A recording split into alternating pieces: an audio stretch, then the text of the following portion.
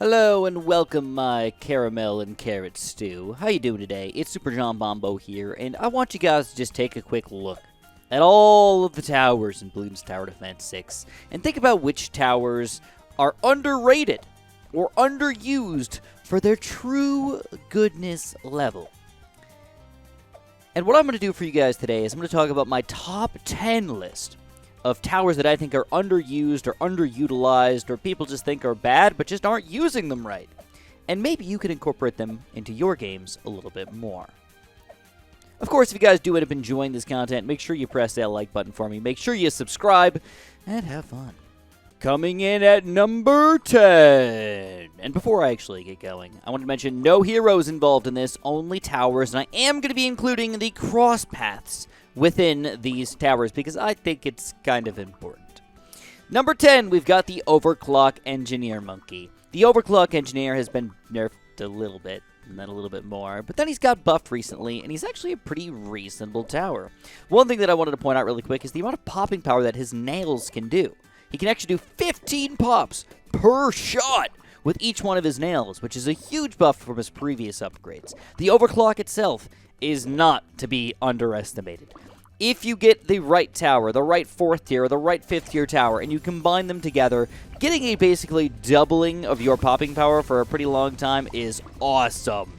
So we can end up getting a lot of extra popping power from our Overclock here with not that much money invested. And I think the coolest part about it is that you can switch off between different towers. It doesn't have to be overclocked the exact same way every time. It's a good way to sort of evolve our defense and evolve our strategy over time, which I think is a really important part of a strategy game. And that's why the Overclock Monkey is such a good tower and such an underutilized monkey in BTD6. I should also mention that this is, of course, all my opinion. So if you guys don't agree with me, that's fine. That's completely fair. I respect your opinion as well. So if you do have a different opinion, throw it in the comments below and let other people decide if you think that I'm wrong or completely stupid about something, because I can be, or at least compared to other people's thoughts.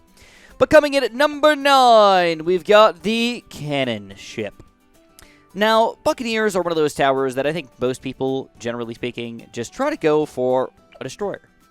Everybody just goes for a grape shot with either fast shooting and double shot, and then they usually switch into some sort of destroyer play. And don't underestimate how strong a destroyer is. He is an extremely powerful tower, but for the very, very low price of only $900 on a cannon ship, you can get an extreme amount of awesome popping power here. Do not underestimate a cannon ship, and don't forget that you can get faster shooting and double shot to really increase the popping power in your cannon ship. It might be one of the most effective popping power towers in the game for group balloons. This guy is a beast, and I highly recommend you check him out. Coming in at number 8, we've got the Submarine with the Heat-Tipped Darts upgrade. Now, the Submarine's actually one of the best towers in the game, and I'm not going to argue that. There's so many good upgrades for the Submarine, and they're all used in really, really different ways. But Heat-Tipped Darts is one of those often overlooked upgrades that people don't realize is actually pretty solid. In fact, combining the Heat-Tipped Darts with the Twin Guns and the Airburst Darts in my games is a really, really good combo, as long as you can position your sub in the right way. Instead of putting them somewhere just sort of random in the map where you rely on advanced intel, you might need to position him in a spot where he actually has to hit balloons in multiple different paths. So that's something you got to keep in mind when doing this guy. But the Heat-Tipped Darts upgrade is actually really, really good. Don't forget that you already have a good amount of popping power with the sub. He's a cheap, easy way to do this, but now he can pop leads and frozen balloons. So if you get a good combination of these guys together, you really can do a good job, guys. Trust me on that. You can end up popping crap tons of balloons for a pretty significantly, if you ask me, low price. I mean, look at the popping power on this guy for the amount of money that we spent. It's ridiculous. It's crazy. And you should check him out much more often than you probably already do. In almost every situation, there's 2 snipers that I go for. There's a main Moab with shrapnel shot, or there's a fully auto rifle with shrapnel shot. Both of those guys end up being one of the most amazing snipers in the game, and they can be used in a lot of different ways and really effective ways on top of having infinite range. But I think a lot of people underestimate the power of the Elite Sniper. Now, the Elite Sniper is one of those combo towers that he does just kind of a little bit of everything. He can make you some extra cash with his ability here. He can also pop a decent amount of balloons. You can go for the faster firing or the top path upgrade. Whatever you're feeling, though, I usually go for the faster firing just because I feel like the jump around with the shrapnel shot usually works pretty gosh darn well here. And don't forget that he also makes your other snipers even better because it gives your other snipers the ability to have elite targeting, which is supposed to be, not always, but supposed to be better than your other monkeys. So, do not underestimate the Elite Sniper. He's one of the weirdest 5th-tier towers in the game. He's often overlooked as a bad tower or just not as good as the other snipers, but he can be pretty solid and a pretty effective addition to your team here. I'll be straight with you guys. This is a tower that I just recently found. This is not a tower that I use all the time, and I most definitely started using him in my past few games, and I've been loving him. It's got to be not just a really big bombs, but the balloon impact, but you need the missile launcher on this guy. You increase the attack speed, and you make it so even when there's super ceramics coming out, you get almost infinite stunnage. It's kind of ridiculous how you can take super ceramics down to nothing. This is extra specially helpful even on super ceramics that are coming out on round, I don't know, 89 or, further than that. When you have one tower that can take down super ceramics like this, it means this guy is absolutely beastly. And I highly recommend you check out this blue impact, especially somewhat closer to the back of the map. Use him in combination with something else that can sort of pop the balloons, and you've got an unstoppable force.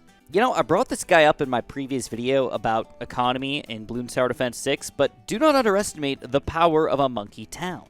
Now, what the monkey town does is he makes you generate 50% extra cash for any monkey in the range of your village.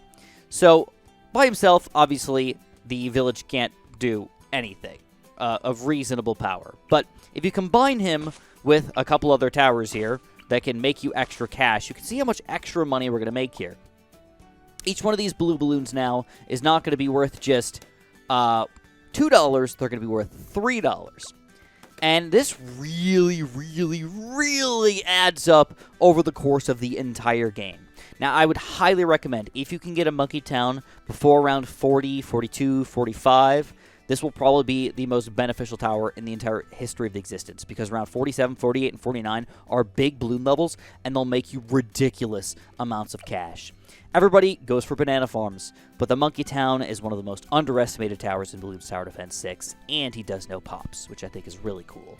Strongest Stim is not on my list, but he's here because whenever you see an alchemist, you think Stronger Stim, because Stronger Stimulant powers up all of your other towers, and it's probably one of the most important upgrades in the entirety of Bloons Tower Defense 6, but it's not underused and it's not underrated. But it overshadows a lot of the other alchemists and makes us just forget about them. But do not forget about Rubber to Gold. Now this is a reasonably expensive upgrade, $27.50. For not doing very many pops, this is not necessarily awesome. Now I'm not saying he does no pops, he does something over here. You can tell he's doing a decent amount over here. But to invest that much money into a tower that's just going to pop a few balloons is not usually a good idea for most people, but they have to remember how much extra cash you're going to make from Rubber to Gold. This is in the same category of a merchantman that could both do pops and make money, but I would say he's even more effective than the merchantman, because you get one of these guys, you throw him in the front, you let him just for the rest of the game make you a ton of extra cash, combine him with just a couple towers that pop balloons, and you've got a ridiculous, ridiculous combo here. Highly recommend this guy.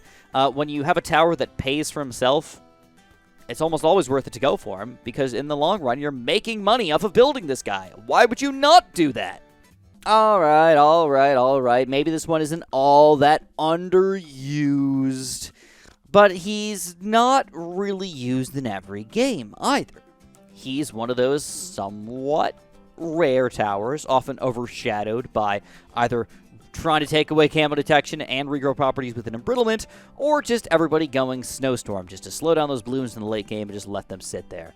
Icicles is one of those towers that can actually do a lot of damage, and help out your strategies a lot. Super effective on a lot of challenges, and I think the coolest thing about him that a lot of people overlook is the fact that you can actually do Moab damage with this guy if you have the ice shards be on top of the Moab. Alright, directly he cannot attack it, but if you let these ice shards hopefully do a decent job here, not perfect, but close enough, I think. We did some damage. That's all we need to know. It's not going to pop Moabs every single time, but it might do some extra damage, and that's pretty awesome in my book. So do not overlook the icicles. If I had to say, I would go Enhanced Freeze and Deep Freeze, but you can go either which way. If you've got this guy closer to the front, Permafrost is not a bad combo either. A glue gunner on this list, Chris? You crazy, son. Yeah, Largo here is an underused tower in Bloons Tower Defense 6. And not because of the Moab glue. The Moab glue is actually a fairly often used tower in the game. And the Moab glue is actually a pretty reasonable tower to use. He's not bad at all. He slows down the Moabs, allowing your other towers to pop them. Extra specially helpful against DDTs and really fast balloons. Just kind of putting him near the front just to sort of let him do his thing. But he's not the one that's on our list. Instead is Relentless Glue.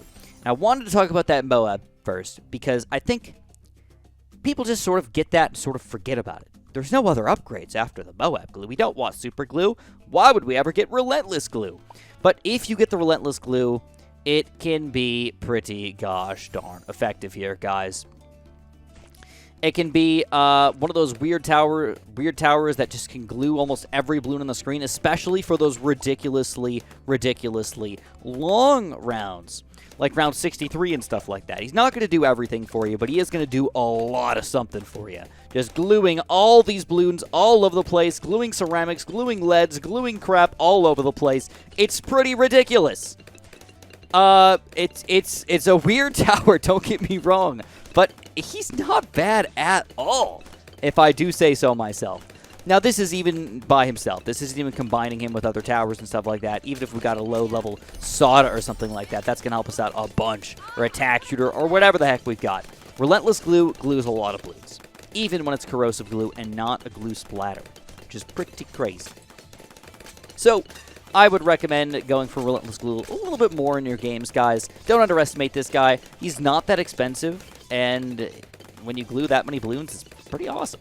I'll be straight with you guys. I hesitated to put this one at number 1 on my list. I wasn't entirely sure if I should go through with it because, I'll be straight with you, I never use this tower, like ever. So for me, Super Chambombo in particular, this is my most underutilized, underused, best tower in BTD6. And I think if you're not using this guy, you should be. I need to do it to myself as well, but I think he's a little bit boring, and that's probably why I don't use him. Coming in at number 1 on our list of top underused towers in Bloons Tower Defense 6, it's gotta be that Dart Monkey. But which Dart Monkey are we talking about?